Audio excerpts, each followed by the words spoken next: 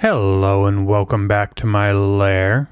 I am your host, the Rambling Lich, joined once again for the first time in a while by Mango. Say hello. Howdy. And today I would like to talk to you about the monk. The monk is first and foremost a martial class. Much like the fighter, you're not going to be casting spells usually, or in the traditional sense. Your primary focus on stats is going to be on your either dexterity or your strength. And your primary attacks are going to be unarmed strikes as a monk. You do not have the weapons or the armor training that other martials have. Instead, you are very good at defending yourself unarmed and attacking with simple weapons or unarmed attacks. You also have good saving throws, generally speaking. So, what is the monk and what does it do? Well, the bread and butter of the monk is being a mobile hit and run specialist. You can build your monk to be more of a standing bruiser, but that's actually not even all that difficult, depending on what you take as far as your customization of the class. Within the Pathfinder system, the monk kind of specializes in action compression. Their primary first rank ability being a core example of that, the Flurry of Blows, where for a single action you take 2 attacks. It is simple and leaves 2 actions free for either continuing or ducking out of combat, potentially in ways that aren't going to give your opponents a method to retaliate. And a lot of your feats are going to be broken into 2 basic categories. Stance feats, that are abilities you activate, generally speaking, in order to perform a certain type of strike.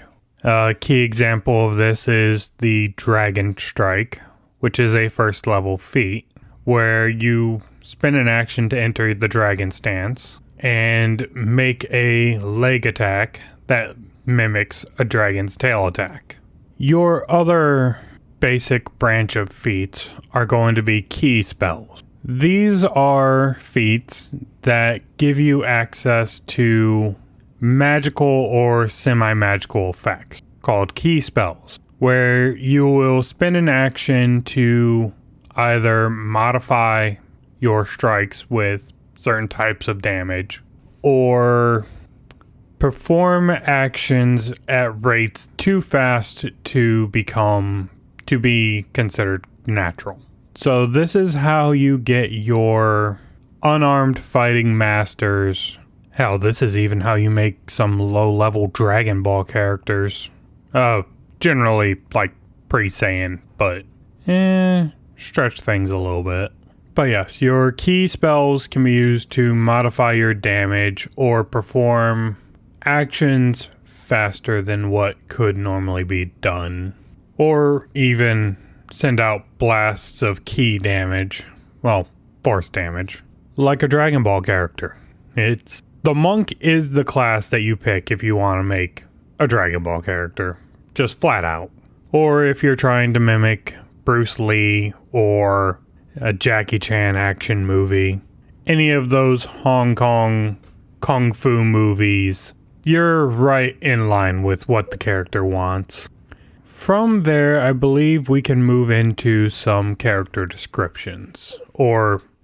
From there, I believe we can move into some character examples. Mango, would you like to start us off?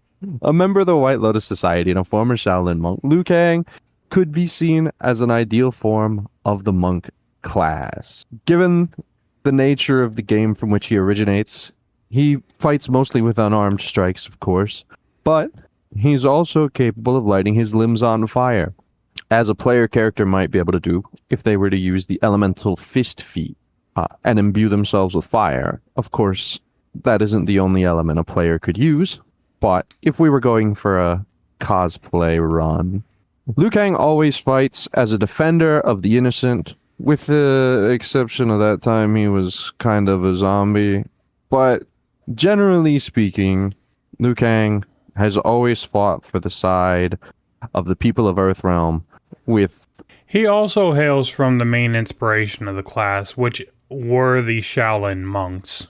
So he is one of the closest baseline to the root of the class. A disciplined martial fighter specializing in unarmed and various techniques. Moving on to our next example, another very good character fighting for the opposite side, Sebastian from Overlord.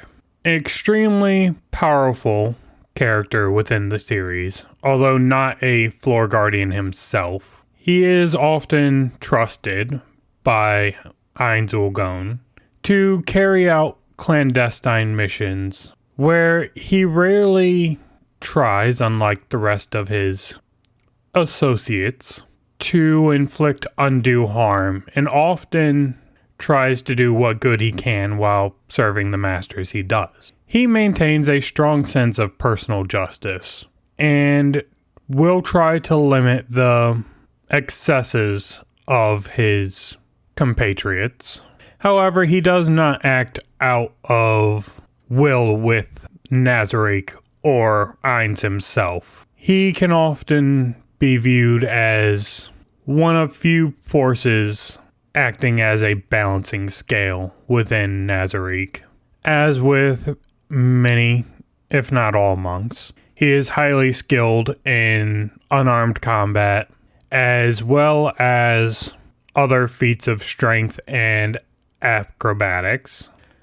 Most of his abilities revolve around enhancing his own physical power and durability, and then performing massive strikes. He would be a good example of somebody who mixes your key spell and your stance feats together for a bit of enhanced effect, all while maintaining a very calm and in charge aura and demeanor around himself. Rarely does he ever get flustered by either the antics of his comrades or the enemy.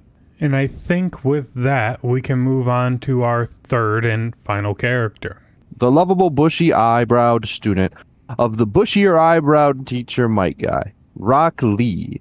Unable to use any ninjutsu or genjutsu like other ninja in the world of Naruto, Rock Lee instead focused on the path of taijutsu, or using his body to wreak havoc on his foes. This ninja of the Hidden Leaf Village showed his physical prowess remarkably early on in life, training arduously under his teacher to master the taijutsu style of fighting, learning the strong fist and drunken fist styles of his world, which I suppose is more flavor text in this world, but capable of holding his own against some of the most prodigious and powerful during his time.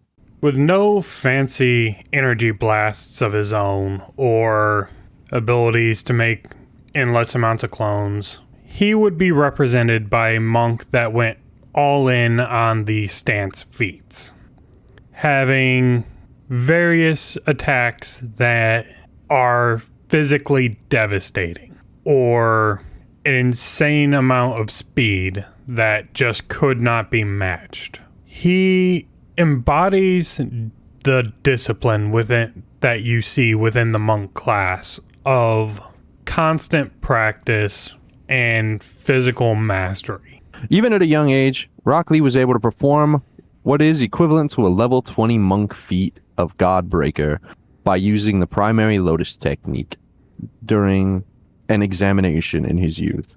By launching his opponent into the air and slamming him headfirst into the floor, Lee was able to prove that even when matched up against someone who seemed unbeatable, there was always something that could be done. So that's 3 character examples that you could base your monk around. Some of the other benefits of the monk class in general. The monk is naturally going to gain an insane amount of movement speed. Just starting as a fleet elf, putting you at a baseline of 30 feet of movement, plus, again, simply being a monk. By the time you hit 3rd level, you have 40 feet of movement, constantly increasing until by the end of a campaign, you'll be moving at approximately 50, 55, 60 feet of movement. That's nothing can run away from you. Your strikes will also naturally be increased to count as various types of metal that certain entities will be weak against. Silver, cold iron, all the way up to adamantium. Your paths of perfection let you choose saving throws that you will treat baseline successes as though they are critical successes. You master and become legendary in unarmored defense. And again, it is fantastic for anybody who wants to play a hit and run style martial character. A key item you're going to need to obtain are hand wraps of mighty blows to give your item bonus to your attack rolls, which can also be used to continue to supplement your unarmored attacks. And yeah, I think that's about everything I have to say. It's a fantastic class, one that's gonna duck between the front, the midline, and if your fighter is the rock in your front line, this is going to be his flanking buddy. The one who can duck around behind the enemy, trip them, beat them down with unarmed attacks, grapple, and just be an absolute nuisance on the battlefield. And with that, I do hope you enjoyed this video. If you did, do the YouTube things. The liking, the commenting, the subscribing. Maybe hype it. I don't know if that does anything, but YouTube says it does. I do hope you enjoyed. Goodbye. The lovable. No, it just sounds like I'm angry at it. The lovable bushy. Fuck. Oh.